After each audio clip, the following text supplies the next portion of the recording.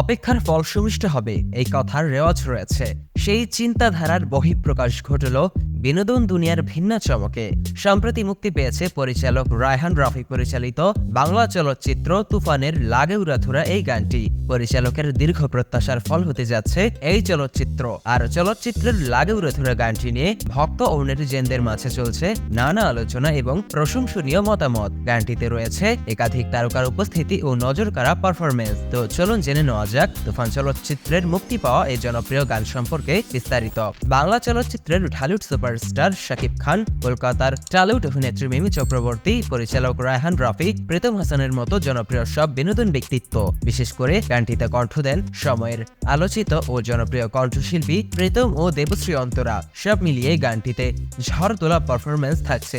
শাকিব মিমির আগুন ছড়ানো পারফরমেন্স, প্রীতমের উপস্থিতিতে চমক থাকলেও নতুনত্ব যোগ হয়েছে পরিচালক রায়হান রাফির উপস্থিতি, যা নির্মাতার লেভেলকে আর উজ্জ্বল করেছে। বিশেষ করে গানটির লাইটিং, কোরিওগ্রাফিং ও ভিডিওগ্রাফিং সব মিলিয়ে ভিন্ন রকম উত্তেজনা সৃষ্টি করেছে। চলচ্চিত্রের এই গানটি নেটিজেনদের মনে বিনোদনের ডাবল ডোজের সঞ্চার করেছে। গানটি ভারতীয় পুষ্পা 2 চলচ্চিত্রের পুষ্পা পুষ্পা গানটির মতোই হাইট তুলতে যাচ্ছেই বলে মত দেন নেটিজেনরা।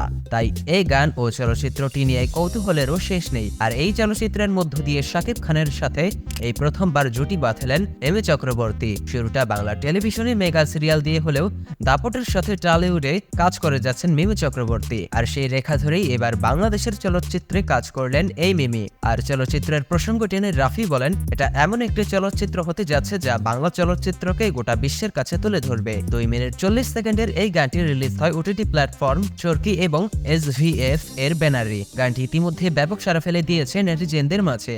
আইটেম সং এর সাথে শাকিব মিমির রসায়ন পর্দায় ঝড় তুলবে যে তা আর বলার অপেক্ষা রাখে না।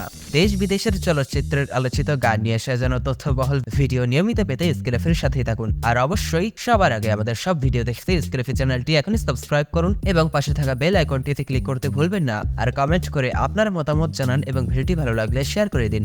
ধন্যবাদ এতক্ষণ সাথে থাকবার জন্য।